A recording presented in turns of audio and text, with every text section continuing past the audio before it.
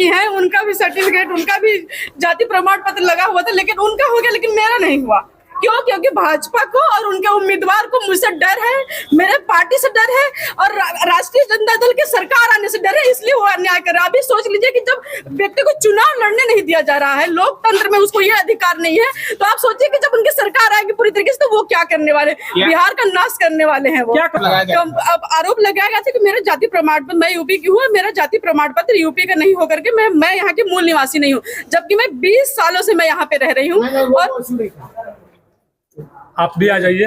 नहीं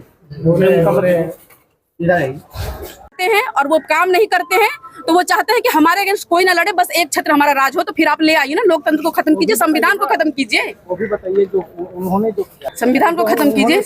और उनका देखिए, और उनका भी जो पेपर जमा हुआ है उसमें उन्होंने जो जाति प्रमाण पत्र दिया है वो चुनाव डेट से पहले हो जाना चाहिए, जबकि उन्होंने 13/10/2025 का संगीता जी की बात कर रही हूँ, भाजपा जो अभी प्रत्याशी है। कब जमा किए हैं? वो उनका सर्टिफिकेट बना हुआ 13/10/2025 का बना हुआ है, जबकि उससे पहले होना चाहिए। कैसे उनका हो गया? नोटिफिकेशन से पहले का होना चाहिए। आरोप लोग नहीं लगाए थे इसमें। मैंने बोला आवेदन भी दिया है मैंने। हाँ, लेकिन वो भाजपा से, इसलिए उनकी सुनवाई नहीं होगी। अरे किसी की नहीं सुनवाई होगी, अगर भाजपा के नहीं है, भाजपा सपोर्टर नहीं है, तो आपकी कोई सुनवाई नहीं होने वाली है। आप पत्रकार भी है ना, आप मजबूर रहेंगे उनकी तारीफ करने के लिए। जिस दिन अगेंस्ट में लिखना शुरू कर देंगे, कैमरा माइक सब चला जाएगा आप लोग का, ये समझ लीजिए।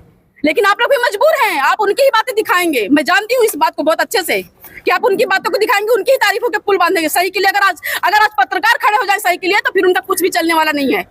सिर्फ पत्रकारिता उनको इतना महत्व दे रही है। आप लोग लोकतंत्र की रक्षा कीजिए, लोकतंत्र की अगर रक्षा नहीं करेंगे तो आप लोग भी कहीं के भी नहीं रहेंगे। मैं ये बात बता रही हूँ आपको यहाँ से। किसने लगाया था आरोप आपने? कल हम स्क्रूटनी में आए थे, तो मुझे आज का डेट दिया गया था जाति प्रमाण पत्र को लेकर, और जब हम आज गए हियरिंग के लिए तो सबसे पहले उन्होंने कहा कि हमने रिजेक्ट कर दिया है आपका और कुछ नहीं कर सकते। फिर भी मेरे वकीलों ने जबरदस्ती उनको कहा कि जब आप लिए हैं, टाइम दिए हैं, तो आपको सुनना पड़ेगा। हमने जितने भी कोर्ट में जितने भी चीजें हमने सब कुछ बताई उन्हें, लेकिन फिर भी उन्होंने बोले कि हमने रिजेक्ट कर दिया है। और सीओ ने, जिस सीओ ने बनाया था उसको प्रमाणित किया था, उसी सीओ ने उसको रिजेक्ट करके इनको दिया था। और ये हमारी एक भी बात नहीं सुने और सीधे बोले कि हमने खारिज कर दिया है, आप जाके सीधे कोर्ट में मिलिए। ये जाति प्रमाण पत्र पर इनको एसडीओ साहब को पावर ही नहीं है उनको कि उसकी वैधता और उसके डुप्लीकेसी और जेन्युइननेस प्रमाण पत्र जांचने का। ये पावर तो स्क्रीनिंग कमेटी को है।